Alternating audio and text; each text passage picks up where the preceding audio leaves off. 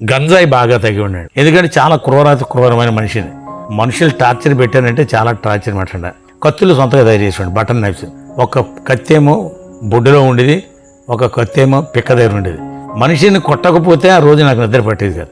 వరస వాయి లేకుండా కుక్కగా పిచ్చి కుక్క, ఊర కుక్క, రొచ్చు కుక్క ఎలా ఉంటుందో అలా తిరిగాను. తర్వాత నా స్నేహితులు కూడా చాలామంది చంపేశారు, ఆత్మహత్యలు చేసుకుని పోలీస్ కేసులు పడలేక. ఇప్పుడు నా చిన్నప్పుడు సండే స్కూల్లోనూ ఇంట్లో అమ్మోడు చెప్పిన మాటలు ఒక్కొక్కటి జ్ఞాపకం వచ్చిందండి. లోదరం చేసి పాస్టర్లను అయితే చాలా మంది పాస్టర్లను కొట్టానండి. ఎదుటి వాళ్ళు బాధించడం తెలుసు, కానీ నాకు బాధ అంటే ఎప్పుడూ నాకు తెలియదు. భయం వచ్చేసిందండి. ఎందుకంటే నేను చేసిన పాపాలు అటువంటి పాపం. మనుషులు పొడిచిన తర్వాత శ్మశానంలో పడుకునేవాడిని. భార్య లాంటి భార్య ఎవరికి ఉండదండి. చాలా దీనురాలండి, చాలా ప్రార్థనా పరురాలండి నా భార్య.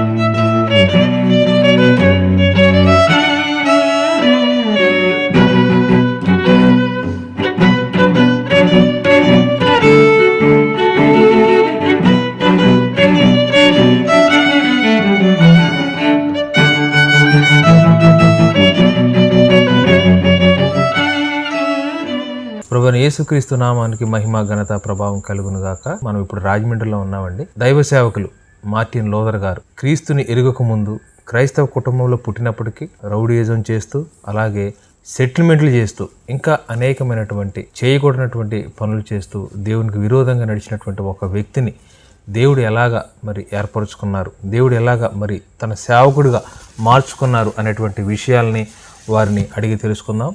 ముందుగా వారి యొక్క కుటుంబ నేపథ్యాన్ని తెలుసుకొని వారి సాక్ష్యాన్ని మనం విందాం. అయ్యగారు వందనాలు. మిమ్మల్ని కలుసుకోవడం చాలా సంతోషంగా. మిమ్మల్ని కలవడం కూడా చాలా ఆయన విశ్వసించిన తర్వాత మనిషి ఎలా మారుతారు, విశ్వసించు ముందు ఎలాగ ఉండేవారు అని ఒకసారి పోల్చి చూసుకున్నప్పుడు అది ఆ వ్యత్యాసాన్ని మన నోటితో కూడా చెప్పలేము. అయ్యగారు చాలా సంతోషం. అయ్యగారు అయితే మొట్టమొదటిగా మీ కుటుంబ నేపథ్యాన్ని చెప్పి, క్రీస్తుని విశ్వసించక ముందు ఏమేం చేసేవారో అవి చెప్పి, క్రీస్తుని ఎలా తెలుసుకున్నారు ఆ విషయాలు పంచుకోండి అయ్యగారు. అలాగే చిన్న వాక్యం చదివండి. అలాగే అలాగే.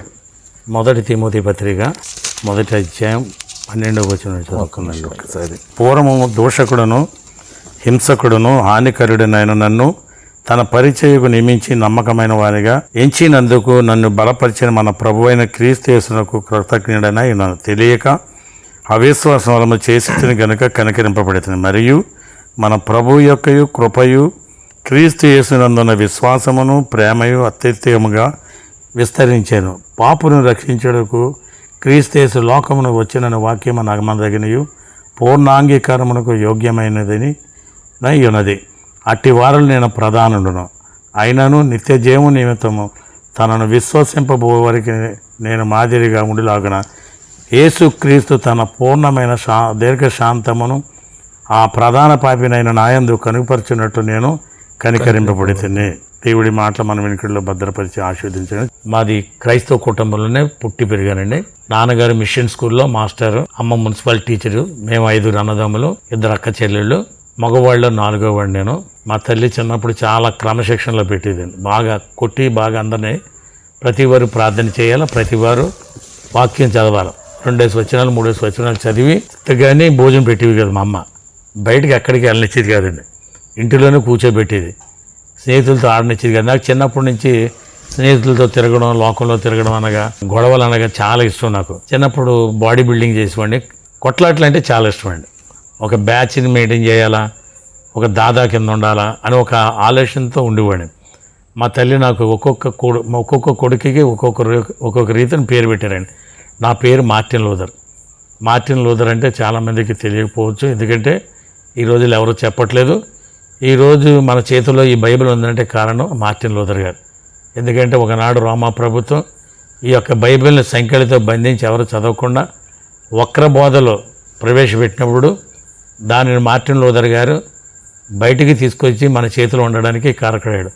అంటే ఆనాడు మార్టిన్ లూథర్ గారు సంఘాన్ని సంస్కరించాడు. తప్పుడు బోధన ఉండే. అయితే ఈ మార్టిన్ లూథర్ అయితే సంఘాన్ని సంస్కరించడం కాదు కానీ సంహరించేవాడు. మార్టిన్ లూథర్ గారు ఆయన సంఘాన్ని సంస్కరించాడు కాబట్టి నా కుమారుడు కూడా పాడైన ఈ సంఘాన్ని లోకాన్ని బాగు చేయాలా, ఒక సేవకుడిగా తీర్చాలని చెప్పి నా తల్లి నాకు ఆ పేరు పెట్టింది. కానీ నా యొక్క బుద్ధులు అయినా చూస్తుంటే చాలా క్రూరమైన ఆలోచన కలిగి ఉండేవాడు. మేము ప్రార్థన చేసినప్పుడు మా అమ్మ పెట్టే క్రమాన్ని తట్టుకోలేక నేను కూడా ఒక ప్రార్థన చేస్తుండేవాడిని వినబడకుండా. ఎలాగంటే ఏసయ్య మా అమ్మను గమ్ముని చంపేసేయ అని చెప్పి ప్రార్థన చేస్తుండేవాడిని. ఎందుకంటే ఆవిడ చచ్చిపోతే నా ఫ్రీగా తిరగచ్చు, నా ఫ్రెండ్స్తో కలిసి గడపవచ్చు కదా అని చెప్పేసి అని ఆలోచనతుండేవాడిని. కానీ ఆ రోజున నా తల్లి తండ్రులు పెట్టిన క్రమను బట్టి లోకంలోకి వెళ్ళిపోయిన మరలా తిరిగి రావడానికి కారణమైంది. లేకపోతే నా స్నేహితులు చాలామంది చంపబడ్డారు, ఆత్మహత్యలు చేసుకున్నారు, కాలక్రమంలో మరుగైపోయారు. కానీ దేవుని మహా కనికరమును బట్టి కృపబట్టి ఆయన ప్రణాళికలో నేను ఒక సేవకుడిగా మారాలని చెప్పి మా తల్లి కూడా ప్రార్థన చేసేది. ఎందుకంటే నాలో ఉన్న ఆ చంచలమైన మనసు మార్చబడాలని చెప్పి నా తల్లి ప్రార్థన చేసేది. ఆమె మంచి ప్రార్థనా పరులు. నాన్నగారు కూడాను వాళ్ళు 4 గంటలకే లేచి వీధులంటా తిరిగి మెడలో హార్మోనియం వేసుకొని ఇద్దరు టీచర్స్ అయినా సరే వీధులంటా తిరిగి పాటలు పాడి సువార్త చెప్తుండేవారు. మా కుటుంబాలు అందరూ ఉద్యోగాలు చేస్తా పరిచయం చేస్తాం మాకు అలవాటు. మా తాతలు కూడా 3 తరాల నుంచి వాళ్ళు ముగ్గురు కూడా లోదరించిన పాస్టర్, నా కొడుకు కూడా లోదరిన పాస్టరే. నాకు వివాహం అయింది, 3 పిల్లలు, ఆడపిల్లలు, ఒక బాబు కారు యాక్సిడెంట్లో చనిపోయాడండి. ఒక బాబు హైదరాబాద్లో లోదరించే పాస్టర్. వయసు వచ్చే కొద్ది నాలో భయంకరమైన మనస్తత్వం వచ్చిందండి. ఏదో చెయ్యాలా, మంచి పేరు సంపాదించుకోవాలా అని చెప్పి అనుకున్నాను. ఆంధ్ర అసోసియేషన్ టైం వచ్చిందండి 1972లో. ఆంధ్ర అసోసియేషన్ టైం వచ్చినప్పుడు బాగా ఎక్కడ గొడవలు చేస్తుండే, పెయింట్ షాపులని దోచేసి ఆ పెయింట్ తీసుకొచ్చి జయాంధ్ర అయ్యని రాసి ముల్కీ డౌన్ అని చెప్పి అది చేస్తుంటే ఈ బాధ పట్టుకోలేక మా నాన్నగారు వాళ్ళు మా అన్నయ్య వాళ్ళకి ఇచ్చి వైజాగ్ పంపించేశారండి. వైజాగ్ పంపించేసిన తర్వాత అన్నయ్యకి తెలియకుండా చాటుమాటుగా చిల్లర వేషాలు వేసి ఉండే. అంటే నాకు త్రాగుడు మాత్రం అలవాట్లేదండి, ఈ రోజు వరకు కూడా త్రాగుడు అలవాట్లేదు. అప్పుడులో వైజాగ్లో నేను ఎయిర్ కండిషన్ రెఫ్రిజరేషన్ టెక్నీషియన్గా ట్రైనింగ్ అవుతుండేవాడు. మెడికల్ షాప్ వాళ్ళు అప్పుడులో మ్యాండ్రక్స్ ట్యాబ్లెట్లు అనేవి ఉండి, ఆ ట్యాబ్లెట్లు అప్పుడులో 30 రూపాయలు ఉండేదండి. నేను టెక్నీషియన్ కాబట్టి మెడికల్ షాప్ వాళ్ళు ఫ్రిడ్జ్ పాడైపోతే డ్రగ్ ఇన్స్పెక్టర్ పట్టుకుంటే కేసు కాబట్టి వాళ్ళు నాకు ఫ్రీగా ఇచ్చేవారు. ఒక ట్యాబ్లెట్ వేసుకుంటే ఇంచుమించుగా 30 గంటలు మొత్తం ఉంటుందండి. అటువంటి ట్యాబ్లెట్ రోజుకి 2 ట్యాబ్లెట్లు వేసుకునేవాడు. గంజాయి బాగా తగ్గి ఉన్నాడు, బాగా డబ్బులు సంపాదించండి. వాళ్ళ డబ్బు లెక్క ఉండదు, 2 రూపాయల సామాను 20 రూపాయలు తీసుకునేవాడు. బాగా వెచ్చలవిడిగా డబ్బు సంపాదించేవాడిని. ఆ డబ్బుతో స్నేహితులు కూడబెట్టుకొని వాళ్ళకి తాగుడు పోయించి రాత్రులంతా బార్లంటే తిప్పి విశాఖపట్నం బీచ్లంటే తిరిగి చేసేవాడు. అన్నయ్య వాళ్ళు కొట్టేవారు. మా 3 అన్నయ్య బాగా కొట్టేవాడు. కొట్టినా సరే మొండి మనిషిని పట్టండి. ఆ తర్వాత కొంతకాలం అయిపోయిన తర్వాత మా 2 అన్నయ్య 3 అన్నయ్య విశాఖపట్నం నుంచి మహారాష్ట్రకి ట్రాన్స్ఫర్ అయిపోయారు. అప్పుడు దాకా చీకటి మాటుగాను చేసే చిల్లర పనులు ఏంటంటే డెలిబరేట్గా చేయడం మొదలుపెట్టాను నేను. బ్యాచ్ని తయారు చేసుకుని మనుషుల్ని కొట్టడాలు, తల్ల బద్దలు కొట్టడాలు, పొడవడాలు. కానీ ఎవరు నా గురించి చెప్పడానికి భయపడేవారు. ఎందుకంటే చాలా క్రూరమైన మనిషిని. జాలి, దయ, కనికరం, ప్రేమ అనేది అస్సలు నా ఏ కోశం లేదు. మనుషులు టార్చర్ పెట్టానంటే చాలా టార్చర్ మాట్లాడ. వాడిని హింసిస్తే చాలా భయంకరంగా హింసించేవాడిని. కత్తులు సొంతగా తయారు చేసేవాడిని, బటన్ నైఫ్స్ సొంతగా కత్తులు తయారు చేసేవాడిని. ఒక కత్తేమో బొడ్డులో ఉండేది, ఒక కత్తేమో పిక్క దగ్గర ఉండేది. మా ఇంట్లో మా అమ్మ ఏనాడు కూడా చాకులు ఉండేది కదండి ఉల్లిపాయలు కోయడానికి దానికి. ఎందుకంటే మూర్ఖుడి వీడు అని చెప్పేసాను, దేని ఎవరిని పొడుస్తాడు అని చెప్పేసాను. ఏనాడు కూడా కూరగాయలు కోసుకొని కత్తి కూడా ఉండేది కాదు. తర్వాత ఆ లారీ ఇంజిన్కి బెల్ట్ ఉంటుంది, చైన్ ఉంటుందండి. ఆ చైన్ ఏమో మొలతాడి కింద పెట్టుకునేవాడిని, బెల్ట్ కింద, దాంతో కొట్టడం. తర్వాత టేకు చేప అని సముద్రంలో ఉంటుంది, ఆ చేపకి తోక ఉంటుంది. ఆ చేప తోక తెచ్చి దానికి ఆనందం రాసి ఎండబెడితే అది ఫ్లెక్సిబుల్గా అవుతుంది. లేకపోతే వెండిన తర్వాత గట్టి, దాంతో కొడితే కుట్టిన వెంటనే ఆ చర్మాన్ని లాక్కొని వస్తుంది అన్నమాట. అంత భయంకరంగా ఉంటుంది అన్నమాట. అటువంటి టేకు చేప కూడా బొడ్డులో ఉండేది మాట, ఆ తోక ఉండేది మాట. మనుషుల్ని హింసించడం అంటే చాలా ఇష్టం నాకు. మనిషిని కొట్టకపోతే ఆ రోజు నాకు నిద్ర పట్టేది కాదు.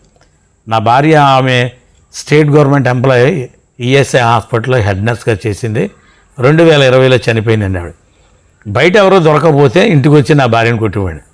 ఆవిడ చాలా నీతివంతురాలండి. అసలు ఆవిడ చనిపోయేదాడికల్లా 1,70,000 రూపాయలు చేతికైతే. నేను మారాలని చెప్పి అనేక మందిని నేను లేని టైంలో నా 4 పిల్లల్ని మోకరించి సేవకుల్ని పిలిపించి తన ఉపవాసం ఉండి ప్రార్థన చేసేది. నా జీతం పట్టుకెళ్ళిపోయి ఉండండి. ఆమె జీతం పట్టుకెళ్ళిపోయాడు. జాంపేటలో fridges, air conditions repairing shop ఉండేది, 10 మంది మనుషులు ఉండేవారు నా దగ్గర. ఈ డబ్బు ఆ డబ్బు అంతా కలిపి చెడు వ్యసనాలు ఖర్చు పెట్టేవాడు.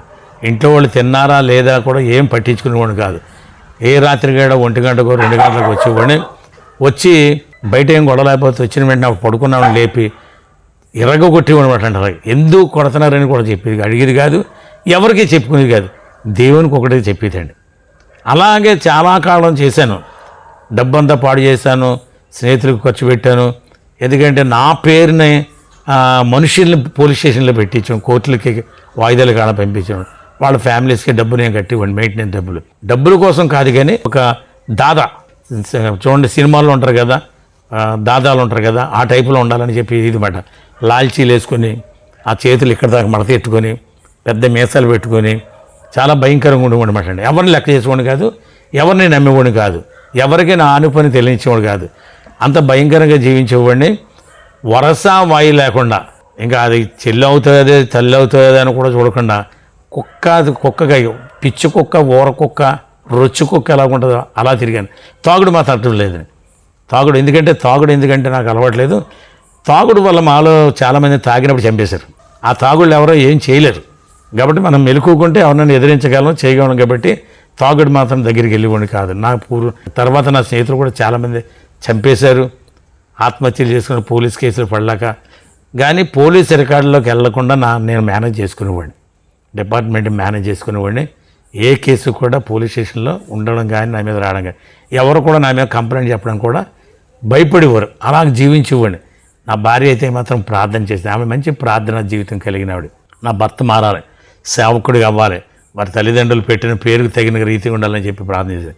చాలా కాలం జరిగిందండి అలాగా. 2000 సంవత్సరంలో నాకు 2 సార్లు హార్ట్ అటాక్ వచ్చిందండి. 2 సార్లు హార్ట్ అటాక్ వచ్చినప్పుడు నన్ను తీసుకొని మా డాక్టర్, మా మిస్సెస్ ఆవిడ మెడికల్ డిపార్ట్మెంట్ కాబట్టి ఆవిడ హాస్పిటల్కి తీసుకెళ్తే ఆ డాక్టర్లు బయట హాస్పిటల్కి రాశారు. బయట హాస్పిటల్కి తీసుకెళ్తే చూసి చెక్ చేసి వీళ్ళ అమ్మగారు వీళ్ళ నాన్నగారు కూడా వాళ్ళ అన్నయ్యలు కూడా హార్ట్ అటాక్తో చనిపోయారు కాబట్టి మీరు మెడికల్ డిపార్ట్మెంట్లో ఉన్నారు కాబట్టి హైదరాబాద్ నిమ్స్ హాస్పిటల్కి తీసుకెళ్ళమన్నారు. 2000 సంవత్సరం జూన్ 3వ తారీఖున నాకు హైదరాబాద్ నిమ్స్ హాస్పిటల్కి తీసుకెళ్లారండి. నేను ఆపరేషన్ థియేటర్ తీసుకెళ్ళిన తర్వాత నాకు టెస్టింగ్ చేసిన తర్వాత వాళ్ళు ఒకటి చెప్పారండి, ఈ గగ్గలో కోసిన తర్వాత కుట్లేరండి, దానికి కుట్లేకుండా ఇలా నలిపేసి దాన్ని విడిచిపెట్టేస్తారు. అప్పుడు చెప్తారు మీరు కాలు 12 గంటలు కదపకూడదు, కదిపితే ఒకవేళ రక్తం కారడం ప్రారంభిస్తే దాన్ని ఆపడం ఎవరికి వల్ల కాదు, మనిషి చనిపోతాడని చెప్పారండి. అది చాలా భయంకరమైన బాధ అండి. ఎదుటి వాళ్ళు బాధించడం తెలుసు కానీ నాకు బాధ అంటే ఎప్పుడూ నాకు తెలియదు. కానీ ఆ రోజు నేను బాధపడ్డానండి 12 గంటలు. ఎందుకంటే కాలు పట్టుకుని మా మేనళ్ళు ఒక్కొక్కరు ఇంతలా ఉంటారు, వాళ్ళు కాలు నొక్కిపెట్టి అలా ఉంచారు. ఆ మంట వేడండి, టవల్ తడిపేసి పెట్టినా సరే వేడి తట్టుకునేవాళ్ళం కదన్నమాట.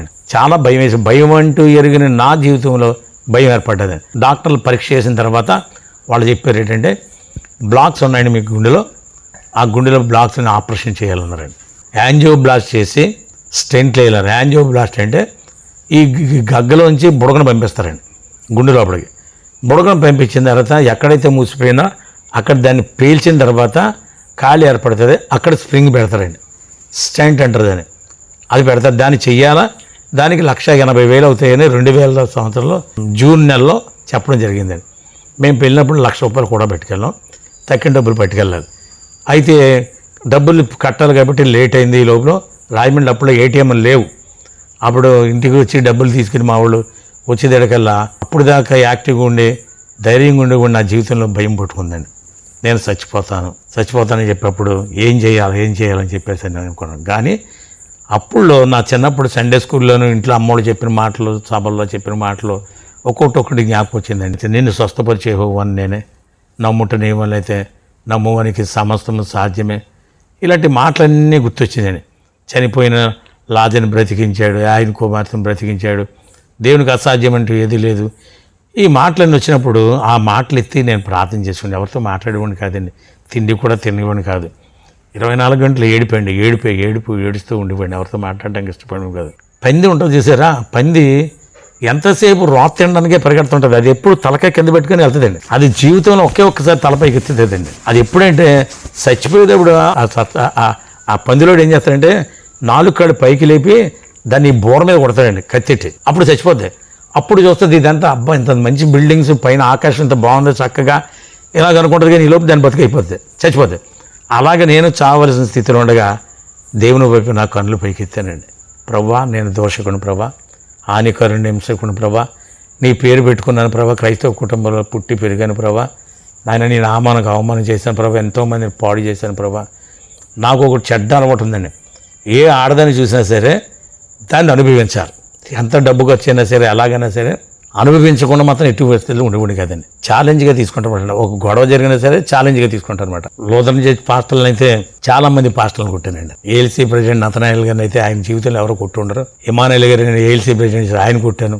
చాలా మంది పాస్టర్లని, లోదన పాస్టర్లని, బయట పాస్టర్లను కూడా కొట్టి ఎంతో కిరాతకంగా జీవించిన వ్యక్తినండి. ప్రభా నేను ఇలా చేశాను ప్రభా, నా పాపాలు క్షమించి, ఎంత పాపి నేను క్షమిస్తానంటున్నావు కదా ప్రభా, వారి పాపములు ఎన్నడూ నేను జ్ఞాపకం చేసుకొని అంటున్నావు కదా ప్రభా, నేను దుర్మార్గుని ప్రభా, నాయన కనికరించి ఒక్కసారి నాకు ఆయుష్నివి ప్రభా.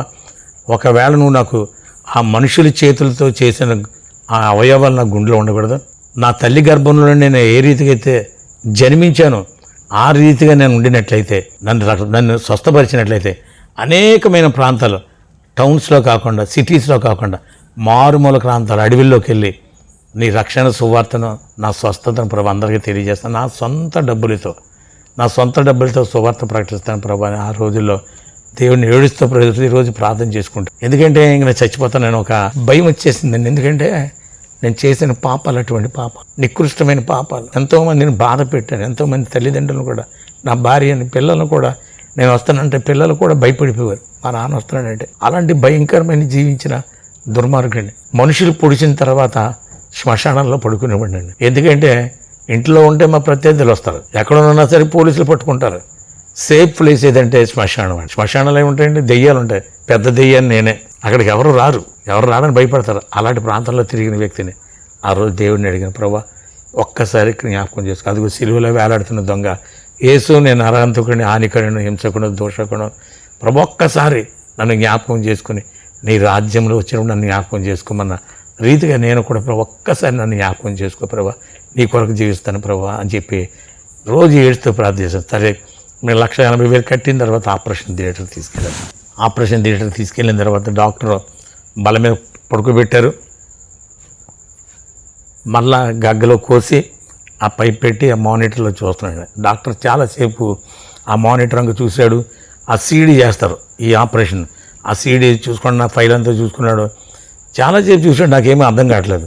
అతను నా దగ్గరికి వచ్చాడు, వస్తుంటే ఏంటి ఇలా వస్తున్నాడు, ఇంతసేపు ఏం చేశాడు ఏంటో భయం, అసలుగే భయం మీద ఏడుస్తున్నాడు. ఏంటి లబ్బడబ్బడ అప్పుడు వచ్చి అన్నాడు, మీ పేరేం పేరు అన్నాడు. నా పేరు మార్టిన్ లూథర్ అన్నాడు. మీ ఇంటి పేరు జెట్టి, మీ నాన్న పేరు శామ్యుల్. ఎందుకు వచ్చావు, ఎక్కడి నుంచి వచ్చావు, మాది రాజమండ్రి. హార్ట్ అటాక్ వచ్చిందండి, వచ్చినప్పుడు ఇలాగ ఆపరేషన్ చేయబడుతుంది అన్నారండి, దానికోసం వచ్చాను. ఆయన వెళ్ళిపోయాడు. అప్పుడులో డాక్టర్ చౌదరి అని ఉండిపోయాడు, ఆయన వెళ్ళిపోయాడు. ఆయన వెళ్ళిపోయి ఇంకో డాక్టర్ని తీసుకొచ్చాడు, రెడ్డి అండి ఆయన తీసుకొచ్చి మొదటి డాక్టర్ ఎలాగైతే చెక్ చేశాడో ఆయన కూడా చెక్ చేసి నా దగ్గరికి వచ్చి మళ్ళీ మొదటి డాక్టర్ అడిగినట్టుగా అడిగాడు. మాట్లాడిన అన్ని చెప్పాను. చెప్పిన తర్వాత ఇద్దరు డిస్కస్ చేసుకుంటున్నారు. పేషెంట్ మారలేదు, పేషెంట్ ఆడే. పేషెంట్ మారలేదు, ఇక్కడ జాగ్రత్తగా ఆలోచించాను. పేషెంట్ మారలేదు, పేషెంట్ ఆడే. ఈయన వీళ్ళిద్దరూ ఆలోచించి చీఫ్ కార్డియాలజిస్ట్, ఆ డిపార్ట్మెంట్ హెడ్ అయినటువంటి శాషగిరిరావు గారు అప్పుడు నిమ్స్లో చీఫ్ మటన్ ఆయన తీసుకొచ్చారు. ఆయన ఫైల్ చూశాడు, అంతా చూశాడు. చూసి ఆయన దగ్గర నా దగ్గరికి వచ్చాడు. ఈ అలవాటు చూసేదానికల్లా నాకు ఏసీ రూమే కానీ చెమటలు పట్టి కారిపోతున్నమాట అండి. నేను అనుకున్నాను నా పవర్ ఎగిరిపోతుంది, ఇంకా మన ఫ్లైట్ టికెట్ రెడీ అయిపోయింది, వీళ్ళంత అలవాటు చేస్తున్నారంటే నేను చేసిన పాపాన్ని బట్టి శిక్ష వచ్చేసింది, నాకు ఉగ్రత వచ్చేసింది అనుకున్నాను. అప్పుడు ఆ డాక్టర్ శాషగిరి దగ్గర వచ్చి మార్టిన్ గారు అన్నాడు, అయ్యా చెప్పండి అయ్యా, మీకు గుడ్ న్యూస్ అన్నాడు. గుడ్ న్యూస్ అంటే చచ్చిలాగా నేను గుడ్ న్యూస్ అన్నాడు. పిల్లికేమో చెలగాటం, ఎలక్కేమో ప్రాణ సంకటంలో ఉంది, నా పనేమో చెమటలు గారిపోయి ఎడుతున్నాను, గుండె అంతా డబ్బా కొట్టేసుకుంటే ఒళ్ళు వణుకుపోతుందండి అసలు. అని మళ్ళీ ఆయన చెప్పి పోయి వెంటనే చెప్పాడా చెప్పలేదు, మళ్ళీ ఫైల్ తిరిగేస్తున్నాడు. అప్పుడు చెప్తున్నాడు, మీకు ఆపరేషన్ చేయాలని చెప్పాం కదా, మీకు లోపల బ్లాక్స్ ఉన్నాయన్నారు కదా, అయితే అవి ఆపరేషన్ చేయాల్సిన లేకుండా ఓపెన్ అయిపోయినాయని చెప్పాడండి. దేవుని నామమునకు మహిమ కలుగును గాక. నేను వింటున్నది తప్పేముంది, అయ్యా ఏంటి సార్ అన్నాను. అంటే మీకు బ్లాక్స్ ఉన్నాయన్నాం కదా, అట్లా ఎంజో బ్లాస్ట్ చేసి స్టెంట్ వేయాలన్నాం కదా, కాబట్టి అవి చేయాల్సిన లేకుండా ఓపెన్ అయిపోయినాయి, కాబట్టి మా సర్వీస్ ఛార్జెస్, రూమ్ రెంట్లు, మెడిసిన్స్ అవన్నీ డబ్బు కూర్చుకొని మీ డబ్బు మీకు తిరిగి ఇచ్చేస్తామని చెప్పి అన్నారు. 35,000 40,000 కోసుకున్నారండి. నా డబ్బులు నాకు తిరిగి ఇచ్చేసారండి. హిజ్కియాకి అయితే దేవుడు 15 సంవత్సరాలు ఆయుష్ ఇచ్చాడు. నాకు 2021 సంవత్సరం దాకా కూడా నాకు అసలుకి మళ్ళా ఇప్పుడు కూడా గుండె బలహీనత అనేది రాలేదండి. నాకు షుగర్ ఉందండి, ఫుల్ షుగర్ ఉంటుంది, 450 ఉంటుంది ఫాస్టింగ్. కళ్ళు కనబడండి, షుగర్ వల్ల కళ్ళు పోయినాయి. పళ్ళు ముక్కల కింద ఇరిపోయింది షుగర్ వల్ల అండి. వెన్నుపూసలు 30 సంవత్సరాల కింద పోయినాయండి. గ్యాస్ట్రైటిస్ అండి, బీపీ, కిడ్నీ ఇన్ఫెక్షన్. అయినా సరే నేను దేవునితో ఆనాడు ఒప్పందం చేశాను. అదే తిండి లేకపోయినా సరే అండి అడవిలంటే తిరిగి దేవుని సువార్తను ప్రకటిస్తున్నానండి. నా సొంత డబ్బులతో, ఎవరి సహాయంతో కాదు, ఇది ఎవరిని నేను. ఎందుకంటే నేను నమ్ముకున్న దేవుడు ధనవంతుడు, అగర్భ శ్రీమంతుడు, ఆయన సేవకుడైన నన్ను దేవుడు ఈ దినం వరకు ఆశ్చర్యకరమైన రీతిలో అనేక మంత్రాలు ఒరిస్సా, తెలంగాణ, ఛత్తీస్గఢ్, ఆంధ్రప్రదేశ్ ఈ 4 రాష్ట్రాల్లో ట్రైబల్స్ ఏరియాలు అండి. ఒరిస్సాలో బాండర్స్ మధ్యలో చేస్తుంటాను, ఛత్తీస్గఢ్లో ఆదివాసీల మధ్య చేస్తుంటాను, విశాఖపట్నంలో కూడా విశాఖపట్నం అరకు వ్యాలీ ఆ ఏరియాలో కూడా ట్రైబల్స్ మధ్య చేస్తుంటాను, తెలంగాణలో లంబాడీల మధ్య చేస్తుంటానండి. దేవుని కృపను బట్టి నా భార్య చనిపోయింది 2020లో, నా కొడుకు చనిపోయాడు. కానీ అందరూ మార్టిన్ గారు మళ్ళీ పాత జీవితానికి వెళ్ళిపోతాడు అనుకున్నారు. కానీ కుక్క కక్కిన దానికి మళ్ళీ తిన్నట్టుగా కాకుండా నేను సిలువు గురికే పరిగెడతాను. అంటే నా బ్రతుకుట క్రీస్తే చావైతే లాభం అని చెప్పి ఆయన నా జీవితంలో ఆయన చేసిన మేలును మరువకుండా ఆయన కొరకు జీవించుకున్న ఆత్మలు ఆయన దగ్గర నడిపించాలని చెప్పేసి అనే నా ప్రయత్నం అండి. దేవుడు అలాగే వాడుకుంటున్నాడు. గొప్ప వరం నాకు దేవుడు ఏం ఇచ్చాడు ఏంటంటే 3 రోజులు తిండి లేకపోయినా, అన్నం లేకపోయినా షుగర్ పేషెంట్లు వణుకుపోతారు. 12 గంటలు దాటితే వణుకుపోతారు. కానీ 3 రోజులైనా సరే తిండి లేకపోయినా ఉండగలను. ఎందుకంటే ఏజెన్సీలో తిండి ఉండదు. నాకు కాళ్ళు వంగో. ఆ ఏజెన్సీలో 2 కర్రలు, ఇటో 2 కర్రలు, ఇటో 2 కర్రలు కట్టి పైన అడ్డకర్రలు కట్టుకుని దాని మీద కూర్చుంటాను రిటర్న్కి. అటువంటి ప్రాంతాల్లో తిరిగి దేవుని సేవ చేస్తున్నానండి.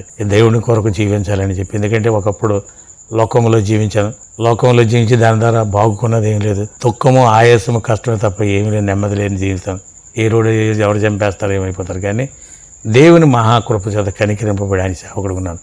నాలాగా ఎవరైనా ఇటువంటి జీవితం కలిగి ఉంటే నా సాక్ష్యాన్ని బట్టి మీ జీవితాలు మార్చుకోండి దేవుని కొరకు. ఎందుకంటే ఆయన ఇచ్చిన ఆయుష్ను, ఆయన ఇచ్చిన ఆరోగ్యంను, ఆయన ఇచ్చిన ధనాన్ని, ఆయన ఇచ్చిన సమస్తమైన ఈములు బట్టి మనము దేవుని కనపరచాలి. లోకం కొరకు కాదు. కానీ ఆనాడు లోకం కొరకు ఖర్చు పెట్టిన దానివల్ల నెమ్మది ఏనాడు కూడా నెమ్మదితో జీవించిన దినాలు అలజడి, భయము, ఏ టైం ఎలాగైపోతుంది, ఏం చంపేస్తా ఎవడ చంపేస్తాడు అనుకున్నాను. కానీ దేవుని కృపను బట్టి పూర్వము హానికరుడైన, హింసకుడైన, దోషకుడైన నన్ను ఆయన అపారమైన కృపతో కనికరించి ఓ సేవకుడిగా నిలబెట్టి ఈ దినాన్ని వాడుకున్నాడు.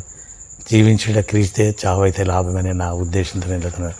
కాబట్టి దేవుడు నా గురించి మీ అనుదినంలో ప్రార్థన చేయండి అన్నవారు మీరు నాలాగా ఉన్నట్లయితే మీ జీవితాన్ని మార్చుకొని దేవునికి ఇష్టలకి, దేవుని చిత్తంలో జీవించడానికి ప్రయత్నం చేయాలని కోరుతూ నా ఈ కొద్ది మాటల్లో నా సాక్ష్యాన్ని ముగిస్తున్నాను.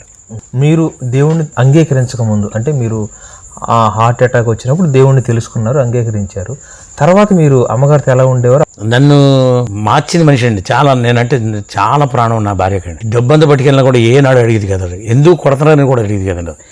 తన చుట్టాలు కూడా చెప్పేది కండి. అసలు తిండి పెట్టకపోయినా సరే ఏనండి. నా భార్య లాంటి భార్య ఎవరికి ఉండదండి. చాలా దీనురాలండి, చాలా ప్రార్థనా పరురాలండి నా భార్య. అటువంటి భార్యలు చాలా అరుదండి. ఎందుకంటే దేవుని వాక్యం పేతురు పత్రిక 2 పేతురు పత్రిక 3 అధ్యాయం ఉంటుందండి. అటువల స్త్రీలారా మీరు మీ స్వపురుషులకు లోబడండి. అందువలన వారిలో ఎవరైనా వాక్యమైనకు అవిధేయులైతే వారు భయముతో కూడిన మీ పవిత్ర ప్రవర్తన చూసి వాక్యము లేకుండానే తమ భార్యలను నడవడం వలన రాబట్టవచ్చును. నా భార్య ప్రార్థన పెట్టండి, ఆమె విశ్వాసమును బట్టి ఏనాడు నోరు తెరలేదండి. ఏనాడు నోరు తెరలేదు. ఏం చేస్తున్నారు ఏంటండి, ఇలా తప్పు కదండి అని చెప్పి ఏనాడు అడగదు. కానీ దేవుణ్ణి అడిగిందండి. దేవుని సన్నిధిలో మోకరించి నా బిడ్డలు నలుగురిని ప్రార్థన చేసింది. కాబట్టి భయంకరమైన దోషకుడు, హానికరుడు, ఒక గోండాన్ని, రౌడీని మార్చడం అంటే ఆమె ప్రవర్తన, యథార్థమైన ప్రవర్తన పెట్టండి. పిల్లలు 3,000, 5,000, 15,000 రూపాయలు పెట్టి చీరలు కొనుక్కొస్తే ఆ బిల్లు అడిగేదండి. ఆ బిల్లు తీసుకొని వెళ్ళి మళ్ళీ షాప్లో ఇచ్చేసి తక్కిన డబ్బులు కొన్ని చీరలు కొనుక్కొచ్చి అందరికి పంచిపెట్టింది అనమాట. ఆవిడకి 2016లో చేతపడతనం చేశారండి. మేము ఏజెన్సీలో పనిచేస్తున్నప్పుడు సువార్తలో మేము ఒక ప్రాంతానికి వెళ్తే ఆవిడ ఒక ప్రాంతానికి వెళ్ళినప్పుడు ఒక టీం కింద వెళ్ళిపోయి చేతపడతనం చేశారు. మాకు తెలియదు, మామూలుగా సిక్ అయిందేమో అనుకున్నా. కానీ మా అక్కయ్య నాకన్నా పెద్దవిడి బిషప్ అండి, సిఎస్ఐ మెదక్ సిఎస్ఐ బిషప్, 7వ బిషప్ గారి భార్య. వారి కూతురే నా కోడలు. ఒకతే కూతురు, వాళ్ళకి ఒకతే కూతురు, నాకు ఒకడే కొడుకు. అక్క ప్రార్థనలో కనిపెట్టి చెప్పింది, చేతపడని చెప్పి ప్రార్థన చేసిందండి. 2016లో సిక్ అయిందండి. 10 నెలల 15 రోజులు కోమాలో వెంటిలేటర్ మీద ఉంది. 2018లో కూడా సిక్ అయిందండి. అద్భుతకరమైన రీతిలో ఆమె తన యొక్క ప్రవర్తన బట్టండి తిరగబడలేదు నా మీద. రాత్రి తెల్లారు 3 గంటల దాకా కొట్టినా సరే పొద్దున్నే లేచి ప్రార్థన చేసుకొని పిల్లలకు అన్నీ తయారు చేసుకుని వెళ్ళేదండి. చాలా నీతిమంతురాలండి నా భార్య. ఆయన లేని లోటుని తట్టుకోలేకపోతున్నాడు. అసలు చెప్పాలంటే నా కొడుకు కూడా 40 సంవత్సరాలు ఉదయం చేసి పాస్టర్ అండి. ఎదురుగుండా వచ్చి ఏనాడు కూడా సమాధానం చెప్పలేదండి. నాది రాగానే సరే ఓకే నాన్నగారు నాదే తప్పు అని అంత దీని మాట. అటువంటి వ్యక్తిని నా భార్య ప్రార్థన, నా తల్లిదండ్రుల ప్రార్థన, నా బిడ్డల ప్రార్థన. అమ్మగారు సంతోషించారు మీరు మారిన తర్వాత? అబ్బో చాలానండి. ఎంత డబ్బు కావాలంటే అంత డబ్బు ఇచ్చి, కానీ ఆవిడ డబ్బు తీసుకోవడానికి ఇష్టపడేవాడిని కాదండి. మారిన తర్వాత అస్సలు ఇష్టపడేవాడిని కదండి. ఆవిడ దెబ్బ తీసుకోవడానికి ఇష్టపడేవాడిని కాదు. అయ్యా పట్టుకెళ్ళండి అని చెప్పేది. పిల్లల్ని పెంచుతున్నావు కదా, ఇప్పుడు దాకా నేను బాధ పెట్టాను కదా అని చెప్పేసి అని సువార్తకి ఎంత కావాలన్నా సరే డబ్బు ఇచ్చేదండి. అసలు ఏనాడు కూడా వెనక పెట్టలేదు. మేము ఉండే ఇల్లు చూశారు కదా, రేకుల షెడ్ అండి. మా ధనమంతా కూడా దేవుని కొరకే ఖర్చు పెడతాడు. ప్రజలకి కంటిలో నలసిగా ఉన్న నేను మారి అనేక మందికి వెలుగు చూపించేవాడిగా దేవుడు నన్ను నిలబెట్టాడు. దాన్ని బట్టి నేను ఈరోజు ఇలా ఉండడానికి కారణం నా భార్య అండి. ఈరోజు ఒక సేవకుడిగా నిలబడ్డానంటే ఆమె యొక్క ప్రార్థన జీవితం మాట అండి. అసలు ఆయన మహాకనిక అపారమైన కృపతో నా భార్య ప్రార్థన పెట్టి దేవుడు నన్ను నిలబెట్టి ఈరోజు సేవకుడిగా ఎన్నుకున్నాడండి. దేవుని స్తోత్రం. చాలా సంతోషం. చాలా అద్భుతమైన సాక్ష్యం అండి. నిజంగా తల్లిదండ్రుల ప్రార్థన, అలాగే మరి వివాహం అయితే కుటుంబ సహచరి ప్రార్థన, మరి దేవుడు తప్పక ఆలకిస్తాడు అనటానికి మీ సాక్ష్యం రుజువు. వింటున్న మీలో కూడా మీ కుటుంబాల్లో ఎలాంటి సమస్య కానీ ఎలాంటి వ్యక్తులు కుటుంబాలు ఉన్నట్లయితే చేసిన ప్రార్థన దేవుడు ఎన్నటికీ వృధాగా పోనివ్వడని ఈ సాక్ష్యం ద్వారా మీరు తెలుసుకోవాలని నేను ఆశపడుతూ ఉన్నాను. అలాగే క్రీస్తు మరి ఒక వ్యక్తిలోకి వచ్చిన తర్వాత తన చేత దేవుడు ఎంతటి అద్భుత కార్యాన్ని చేయగలడు. మరి ఈ దినాన అయ్యగారు అనేకమైనటువంటి రాష్ట్రాలు, అంటే ఆ రాష్ట్రాలు వెళుతూ మారుమూల ప్రాంతాలు, ఎంత మారుమూల ప్రాంతాలు అంటే మీకు ఫొటోస్ కొన్ని నేను డిస్ప్లే చేస్తాను. ఆ ట్రైబల్స్ ఏరియాలో వాళ్ళకి కనీసం వస్త్రాలు కట్టుకోవడం కూడా చేతగాని ప్రదేశాల్లో వెళ్ళి సేవ చేస్తూ ఉన్నారు. చాలా అద్భుతమైనటువంటి సాక్ష్యం ఈరోజు మనం విన్నాం. ఈ స్థితిలో చూస్తున్న మీరు కూడా ఎవరైనా ఉంటే, ఒకవేళ మీరు ఆ పాపాన్ని గెలవలేని పరిస్థితిలో, మారలేని పరిస్థితిలో మీరుంటే తప్పకుండా యేసయ్య మిమ్మల్ని మార్చడానికి మరి సిద్ధంగా ఉన్నటువంటి మన దేవుడు తప్పకుండా ఈరోజు మీరు సాక్ష్యాన్ని ప్రార్థిస్తారని నేను మనసారా కోరుకుంటున్నాను. అయ్యగారు, అద్భుతమైన మీ సాక్ష్యాన్ని మీరు పంచుకున్నందుకు, మీ పరిచర్య విధానాన్ని మీరు పంచుకున్నందుకు చాలా సంతోషంగా ఉంది. మీకు వందనాలు అయ్యగారు. మా గురించి ప్రార్థన చేయండి. రైట్. నా పరిచర్య గురించి.